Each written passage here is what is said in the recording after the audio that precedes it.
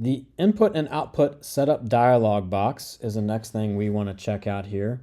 And of course, if you're ever having problems in Pro Tools, the things I look at right away are the playback engine and the I/O, so the input and outputs. What does Pro Tools think its inputs and outputs are, and if I'm having any bus problems, I look at it there as well. But in this dialog box, we have inputs, outputs, buses, and some other stuff. We're basically just going to talk about these first three, I think. We'll look at to see what the book says here, but we have this set up in Studio One to show all of our paths. And for inputs, we have all of our paths. Now, the top of this, the box shows all the all the interfaces that we have connected and the available inputs for those on those interfaces. So on my first interface, I have 8 analog inputs and I have 8 digital inputs. Again, analog and digital. On 3 and 4, we have just 16 channels of inputs, analog inputs, and then 16 channels of inputs on the fourth one. So the top is what available interfaces you have. And then we can create paths. So let me just select all and delete.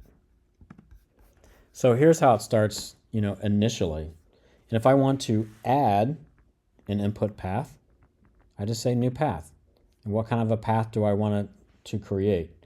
Well, maybe I want to create a stereo path. And maybe I want to call it, I know I have a Grace microphone preamp that's hardwired into physical inputs of the first audio interface. So I'm going to call this Grace 1 and 2. You know what? I don't remember if that's true or not. We'd have to check the patch bay. But there's a couple of other additional boxes here that you can check. Do I want to add default channel assignments?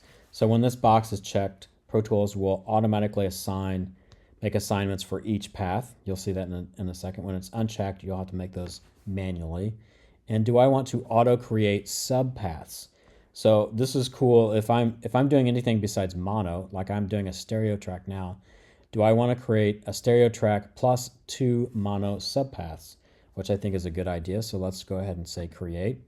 So it created the path, named it Grace 1 and 2, made it a stereo path, and auto-assigned that to the first available inputs. Obviously, I can select these and move them somewhere else, but I do actually want them on 1 and 2.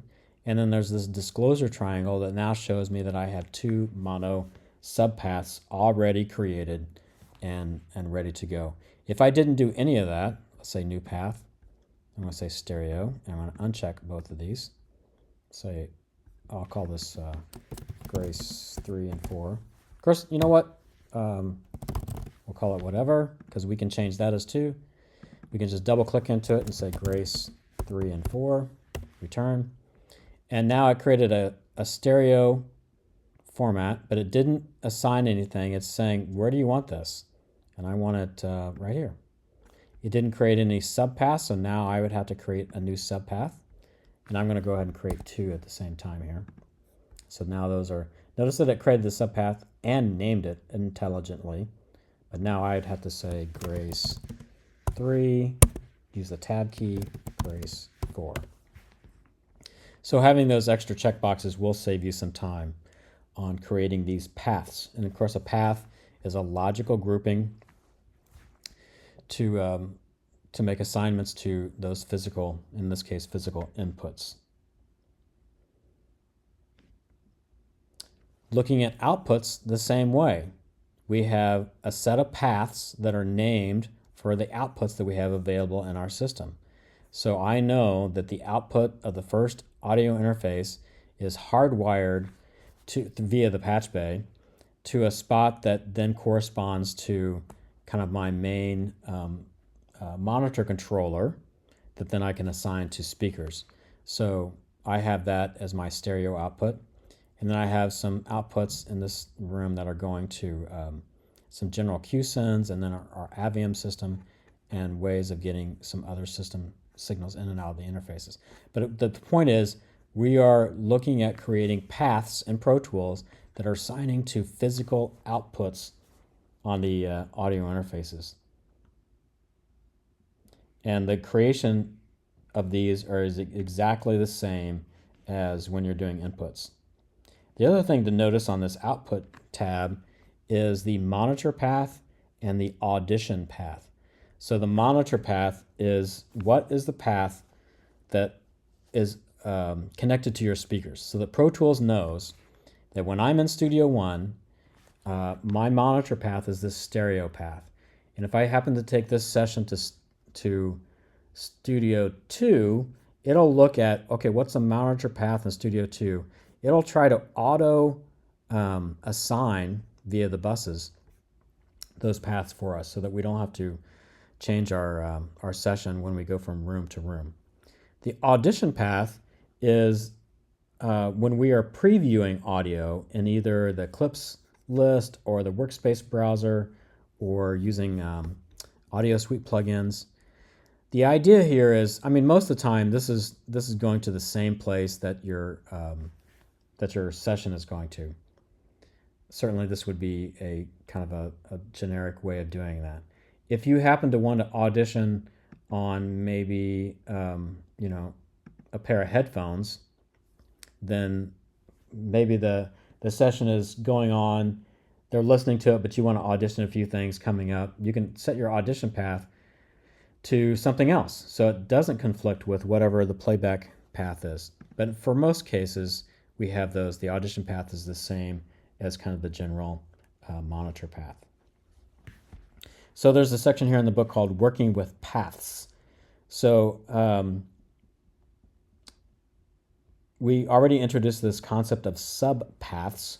So those are created along with the input path, and you can reveal them by the disclosure triangle. And on the input page, you have those, and we have them on the bus page. We don't have them on the output page.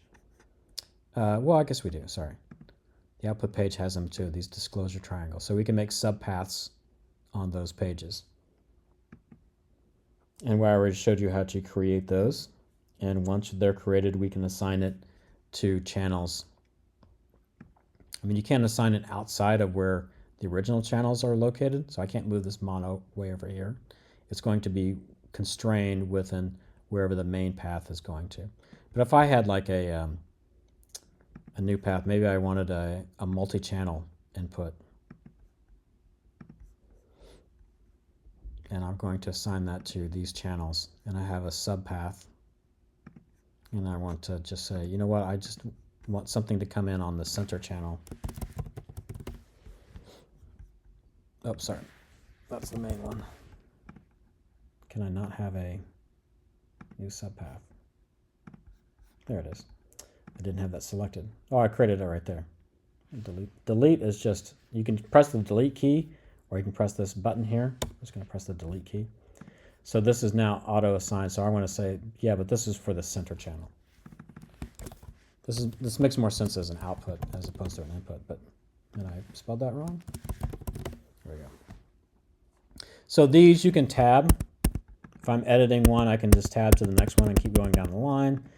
Delete, of course, will delete something, your delete key, or you can press that delete path button there. If you wanted to say, you know what, software driver, just give me the defaults. So it'll create paths based on what it thinks that you have. And it'll auto name those as well. We can select paths, right? Select a range of paths, just the same kind of things that we would do in other things. We can, of course, rename paths. I showed you that. We can create default paths. So, you know, if I wanted to, my default format is stereo and my path order is that. So you notice when I created a path that was multi-channel,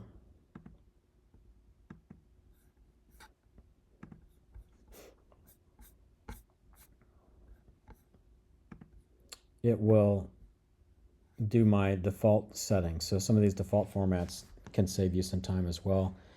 Deactivating a path is basically unchecking it. Now that path is not deleted, but it's deactivated. So we can do that. And of course we can fully delete a path by selecting it and either using the delete key or using the delete path button. Now let's talk about buses. And let's, in fact, let's just start from scratch here. I'm going to take all my buses off.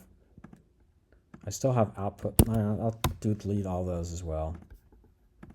And we'll delete all those as well. So we're starting from scratch here. When I create an output path, new path, I'm going to call that a stereo path. I'm going to go name it here. You can name it later, but we have that, and I'm going to assign it here. So I've said this is an output path that physically identifies these output on your audio interface, and we're going to call it stereo. It automatically creates a bus named stereo that is mapped to the output. So I can rename this just to make it clear. I'm going to call this one bus, and I'm going to call this one out. So that's on my output page, and this is on my bus page. So that bus is routed, it's mapped to a physical output. So that when I go into my session and look at my inputs and outputs, I now have a stereo bus that is routed to a stereo out. That's what all of those means. So in Pro Tools, you have two different kinds of buses. You have internal buses and external buses. And the only distinction there is, get back to there we go. If a bus is routed or mapped to an output, it's an external bus. And if I don't want it to be routed to an output, now this is now an internal bus. So that's how those work. Internal buses just allow us to route signals, within Pro Tools, like if you're doing an aux send or something like that. Those would be internal buses. If you want them to go to a physical output on your audio interface, then you need to map it to an output. So how do we work with these buses? So obviously we can change the output assignments, right? And let me, we do talk about that. We can import. I'm just going to go ahead and do this real quick. We'll talk about it in a second, but just so I have something to work with.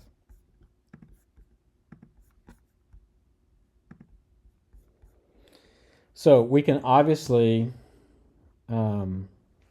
change the output assignment. So if I have this path and I want to go to map it to a different output, I can certainly do that. I can change the bus, the format, the bus type. Type meaning, is it internal or external? So this is now an internal bus. This is now an external bus. So I can do the bus type. So that's the mapping column there. You can even map buses to the same output path. So I could, did they actually tell you how to do that in the book? Let's see. You can go one step further and assign multiple buses to the same output path.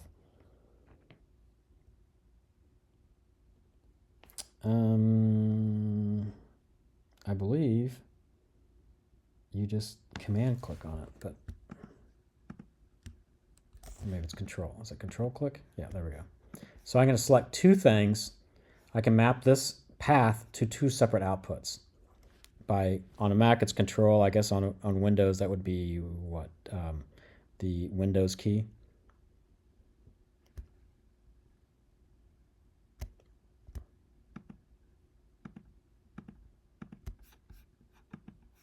So we can do that. We can obviously reorder the paths. And you say, well, why does that even matter? Because the order is what you see when you choose an output. So we can change this order. We can, they say we can reset the buses, which means there are two different types of buses. The default button behaves slightly different from the input and output tabs. clicking on the pop-up menu next to the default button reveals a list. Here you can choose. Oh, let's go back to that. Maybe that's a new feature. I don't usually use this. Next to the default button, you can say, do I want to default all the internal buses? Default. And it'll change. If I had this,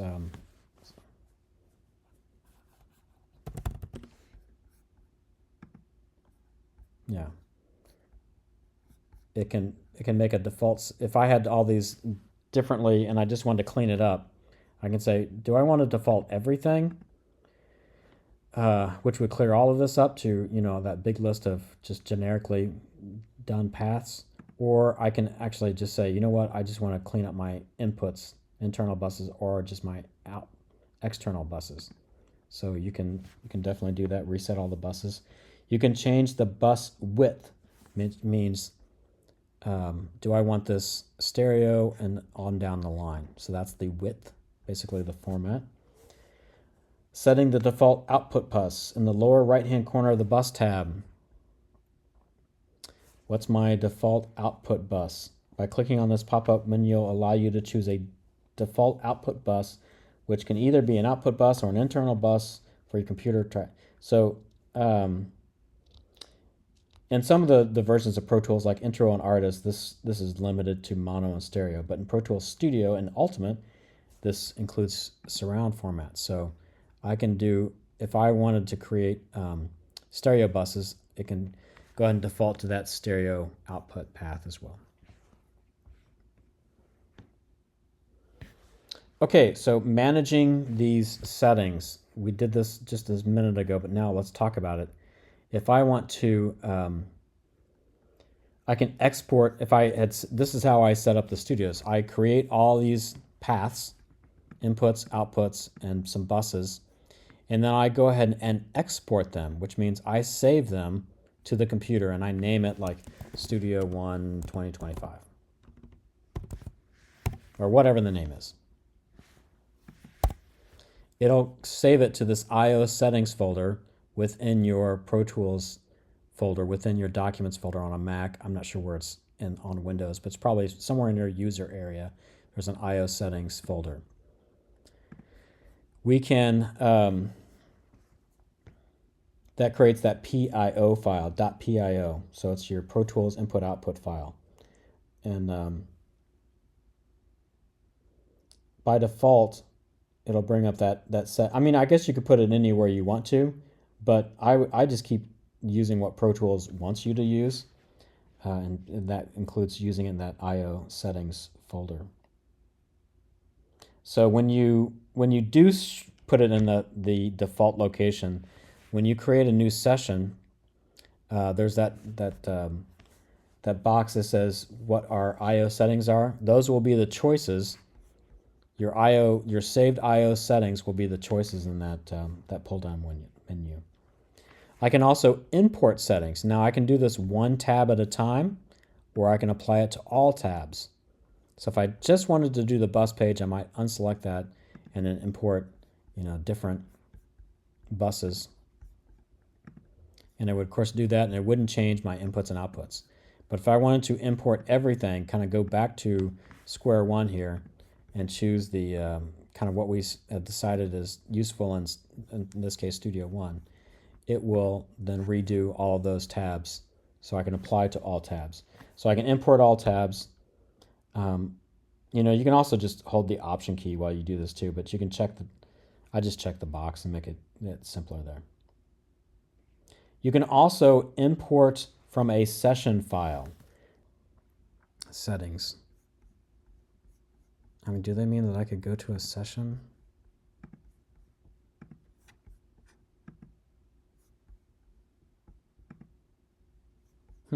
I guess that's what it does. Okay, so if I'm importing settings, I can choose another PTX session. I've never done that before. And use those IO for that session. But I'm going to go ahead and go back. That's why they say you can go where you want to go for these. But I'm going to choose the default for the studio and do it that way. All right, that's good enough for the IO setup window.